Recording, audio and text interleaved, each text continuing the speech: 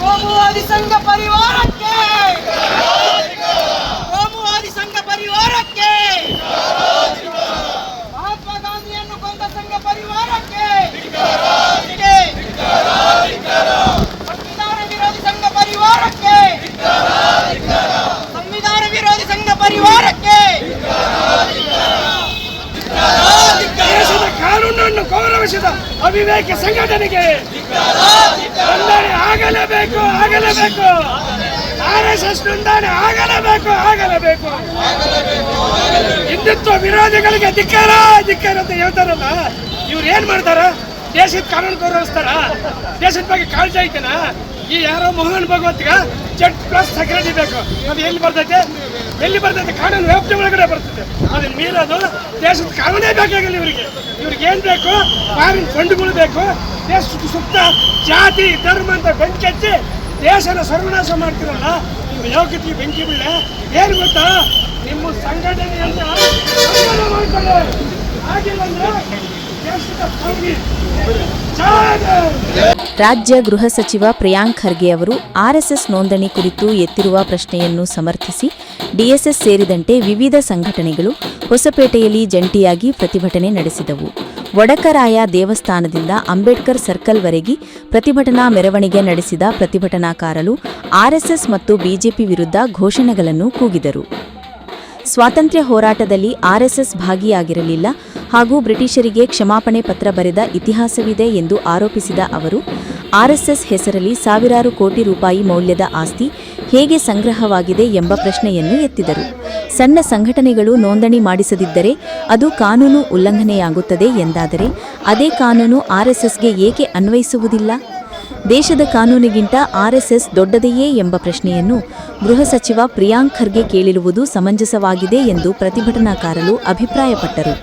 ಈ ಪ್ರಶ್ನೆಗಳಿಗೆ ಉತ್ತರ ನೀಡುವ ಬದಲು ಜನರ ದಿಕ್ಕು ತಪ್ಪಿಸುವ ಪ್ರಯತ್ನ ಮಾಡಬಾರದು ಎಂದು ಅವರು ಆಗ್ರಹಿಸಿದರು.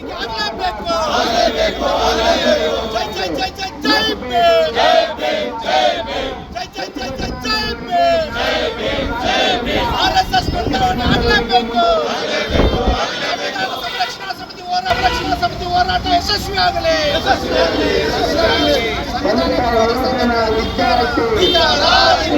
ಕಾರ್ಮಿಕರ ಸಂಘಟನೆಗಳ ನೇತೃತ್ವದಲ್ಲಿ RSSನ ನಿಯಂತ್ರಿಸಲು ಒತ್ತಾಯಿಸಿ ನಿಯಂತ್ರಿಸಲು ಒತ್ತಡ ಬೃಹತ್ ಪ್ರತಿಭಟನೆ.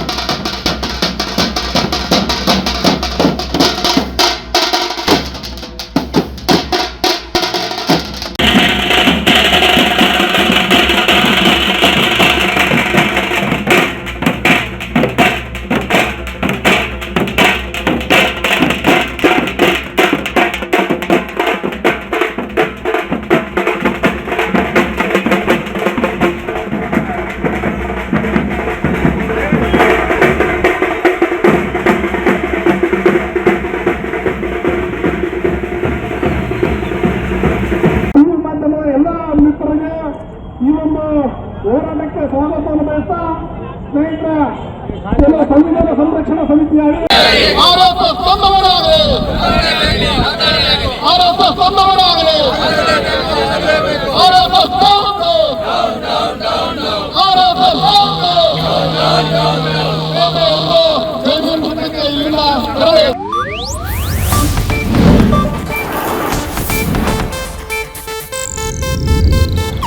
ಇದು ಏಷ್ಯಾನೆಟ್ ನ್ಯೂಸ್ ನೆಟ್ವರ್ಕ್ ಪ್ರಸ್ತುತಿ.